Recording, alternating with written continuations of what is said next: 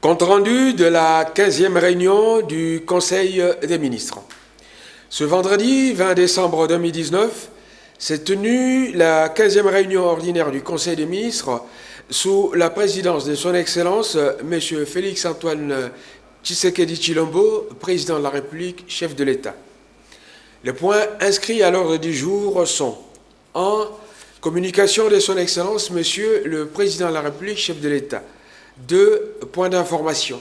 3. Approbation d'un relevé des décisions du Conseil des ministres. 4. Examen et adoption des dossiers. De la communication de Son Excellence Monsieur le Président de la République. Le Président de la République a ouvert la réunion du Conseil des ministres de ce vendredi 20 décembre 2019 par sa communication articulée autour de points suivants. La participation de la RDC au sommet de la CEAC à Libreville, au Gabon, la persistance de la situation humanitaire dans certaines provinces, la traque des forces négatives, notamment ADF-MTM, la flambée des prix sur les marchés des biens de consommation et la pénurie de farine de maïs dans le Haut-Katanga. L'application des engagements pris lors du discours sur l'état de la nation, la commémoration de l'an 1 de l'alternance démocratique et pacifique du 24 janvier 2020, de la participation de la RDC au sommet de la CEAC à Libreville, au Gabon. Le président de la République a pris part à ce sommet important qui s'est penché sur la réforme profonde de l'organisation en calquant sa structure sur le modèle de l'Union africaine. Avec ce changement, notre pays s'est porté candidat à la présidence de la Commission politique, paix et sécurité afin de mettre son expérience dans ce domaine à la disposition de l'organisation. B. De la persistance de la situation humanitaire dans certaines provinces. Le président de la République est revenu sur quelques situations humanitaires au sujet desquelles il a invité le gouvernement à accélérer les dispositions prises en vue de soulager les populations sinistrées. Il s'agit notamment de l'acheminement de médicaments et équipements pour les populations des Zongo dans le nord Ubangi, l'assistance des populations des provinces de la Chopo, de l'Ituri et du Sud Kivu, la prise en charge des combattants et dépendants Hutus défaits dans le territoire de Kalehe et entassés à Bukavu à l'aéroport de Kavumu sans abri. Le chef de l'État a demandé au gouvernement de prendre toutes les dispositions nécessaires pour régler ces situations. De la traque des forces négatives ADF-MTM. Devant la situation où des populations civiles continuent à être victimes des tueries et des dégâts matériels toujours croissants du fait des conflits qui se déroulent particulièrement à Beni-Boutembo, le président de la République a informé les conseils de la mise à disposition des véhicules blindés de l'état-major général pour permettre à nos vaillants militaires de faire des patrouilles et de poursuivre les ADF-MTM dans les zones dangereuses, et ceci jusqu'à leur dernier retranchement. Il a aussi annoncé que des véhicules tout-terrain seront livrés la semaine prochaine en appui au dispositif matériel planifié pour ce faire. Point D. De la flambée des prix sur le marché des biens de consommation et pénurie de la farine de maïs dans le Haut-Katanga.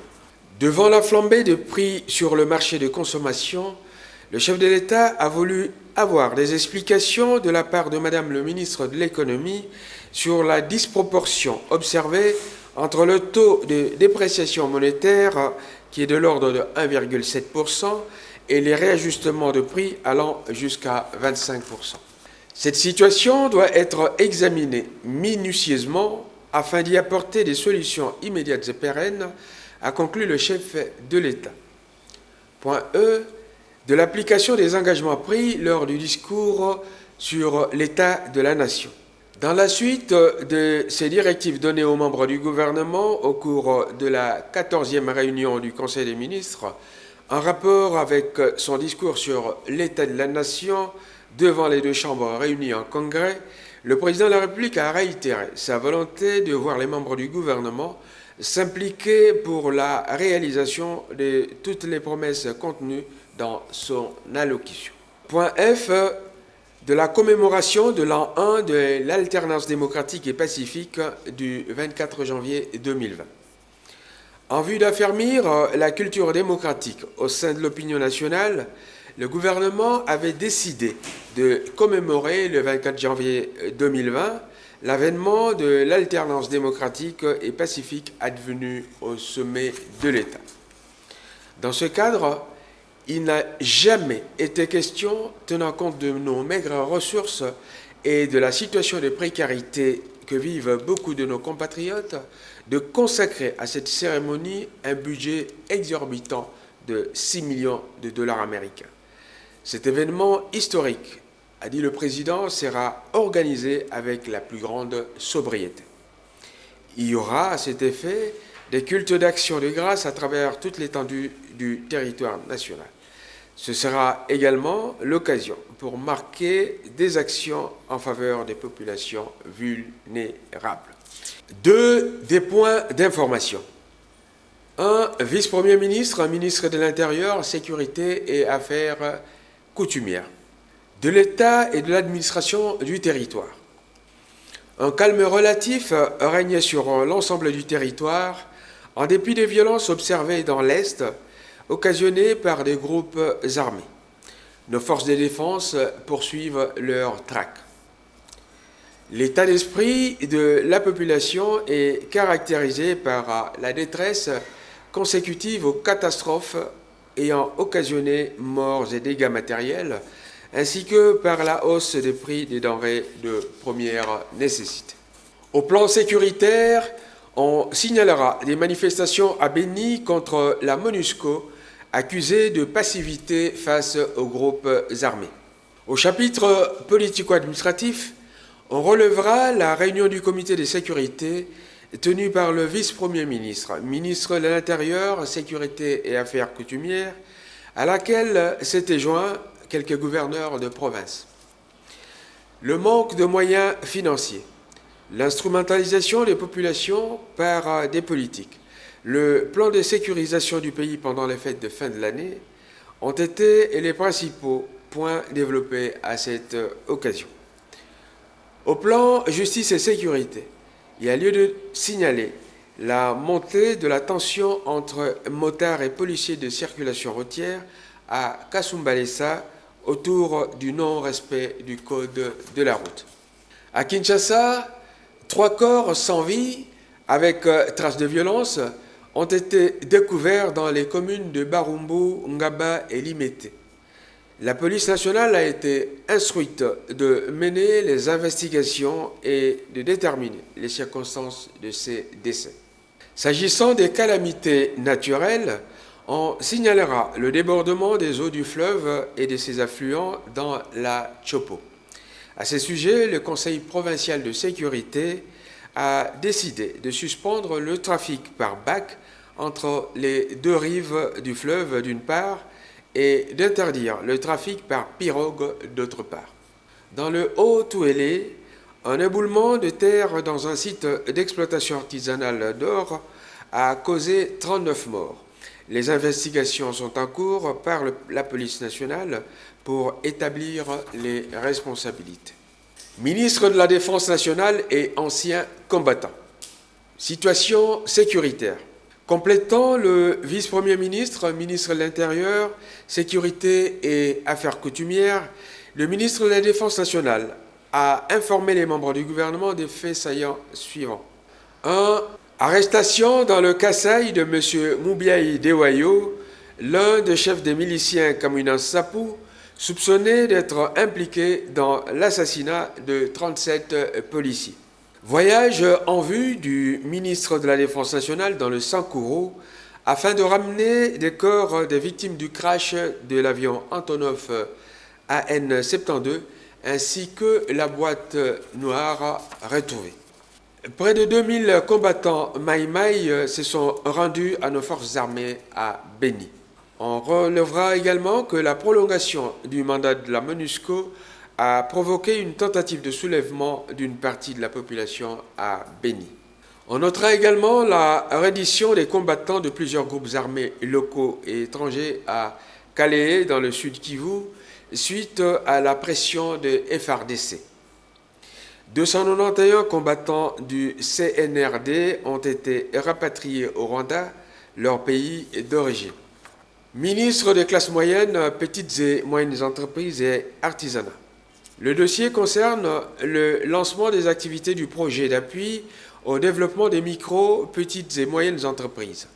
Le Conseil des ministres a autorisé le lancement des activités du projet consécutif à la signature de l'accord conclu entre la République démocratique du Congo et l'Association internationale du développement, AID en sigle, portant sur un montant de 100 millions de dollars américains au titre de projet d'appui au développement des micro, petites et moyennes entreprises.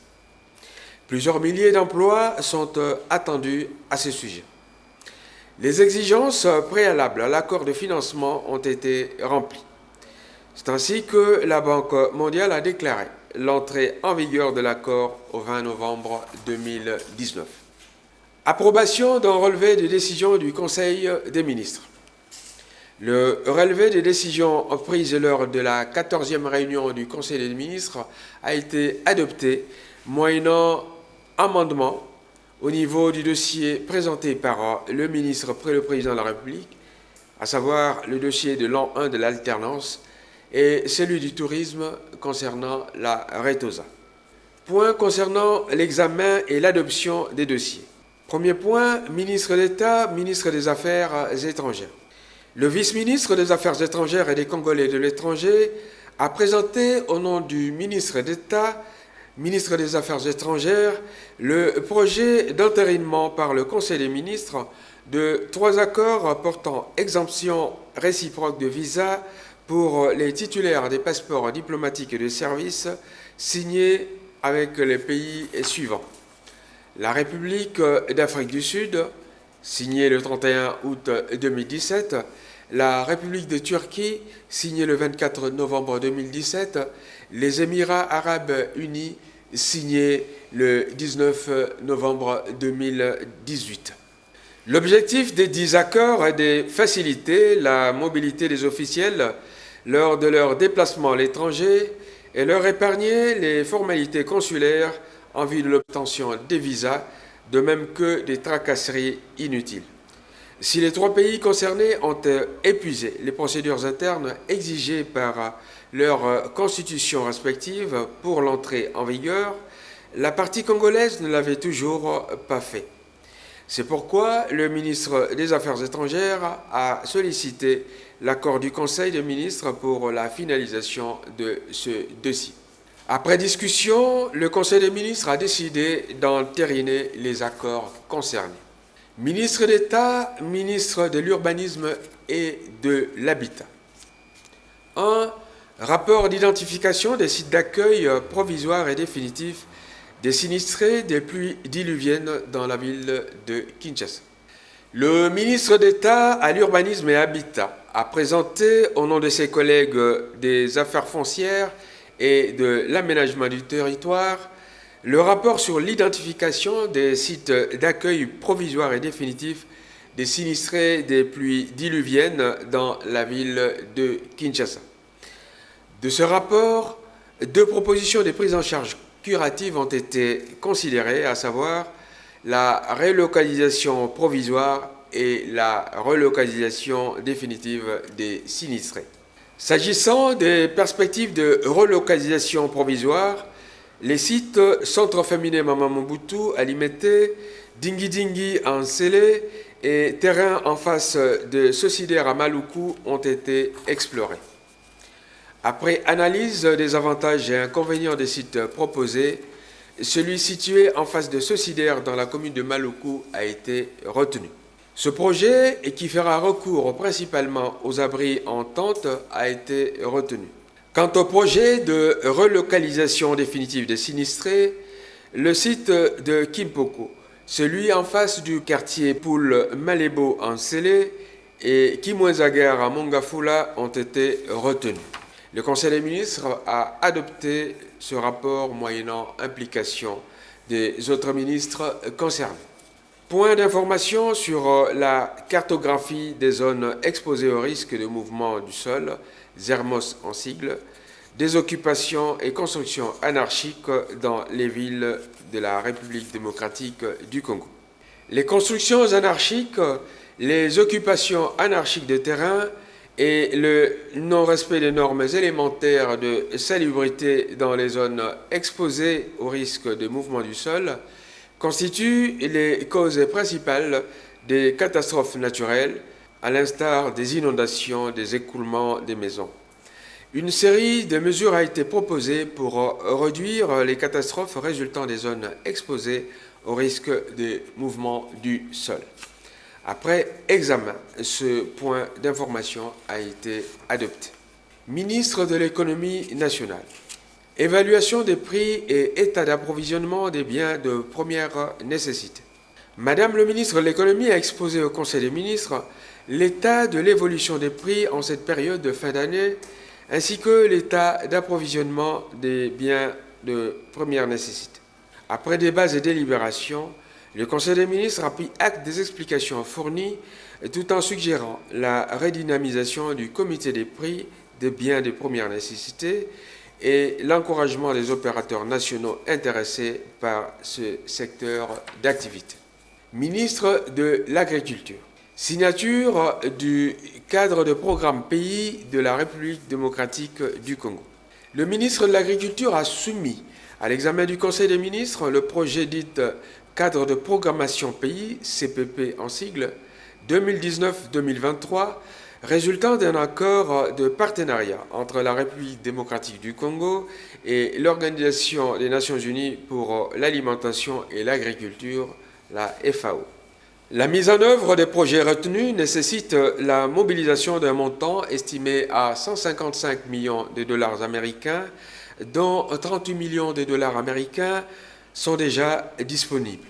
Le ministre a sollicité l'approbation du Conseil des ministres pour signer cet accord le 23 décembre 2019 au plus tard, afin de permettre à la République démocratique du Congo d'avoir déjà accès à ces fonds.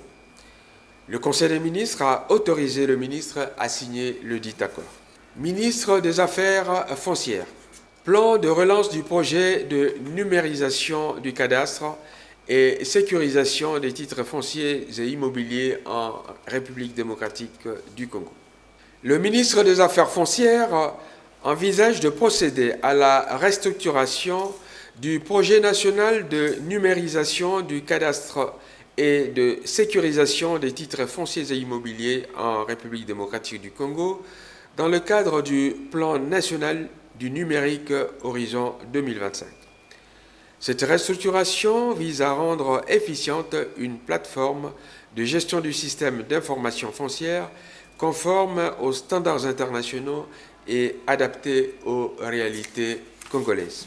Ce plan en 10 étapes ou actions doit permettre la relance du projet restructuré dans un nouveau cadre contractuel avant le 31 janvier 2020. Le ministère des Affaires foncières a confié la réalisation de ce projet à 2 sociétés, à savoir Congo Tchèque SARL et Téléconseil Congo SARL.